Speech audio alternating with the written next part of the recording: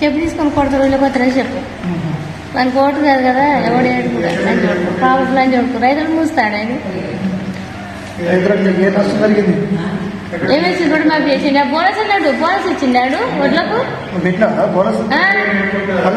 ఏడపడ్డే పర్లేదు, నెల రోజులు ఎండపోసి అసలు గట్టి కరిచిను.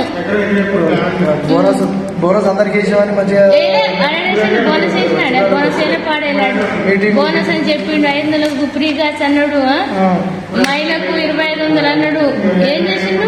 ఏ మనీ ఇప్పుడు నీకు గ్యాస్ పైసలు పడతలేవా? ఏడ పడతానే, ఏ పైసలు పడతలేవు. ఇప్పుడు రైతు బంధు ఎంత పడ్డాయి మరి? ఎన్ని ఎకరాలకు? 2 ఎకరాల 26 గుంటలు ఉంటే 11 గుంటలకు వేసిండు. మరి మీద దాని పరిస్థితి ఏంది? ఇట్లా మరి ఈ పరిస్థితి ఎట్లా మరి? ఎవరు సాల్వ్ చేయాలి? మేము ఎట్లా బతకాలి? రైతులను పట్టించుకునే లంచ కొడుకేలేడు. ఇక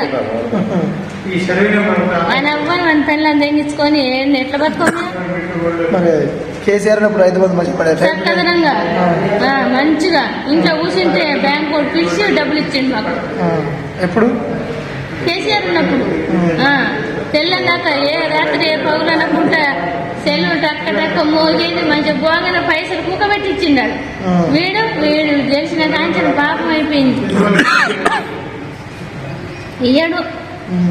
వీడు రావద్దు, వీడు ప్రపంచం మీదనే ఉండొద్దు. అసలు ఇంకేమన్నా రోగం వచ్చి కొట్టుకోపోవాలి, సావాలి అని చెప్పు. వీడు బాగుపడతాడా?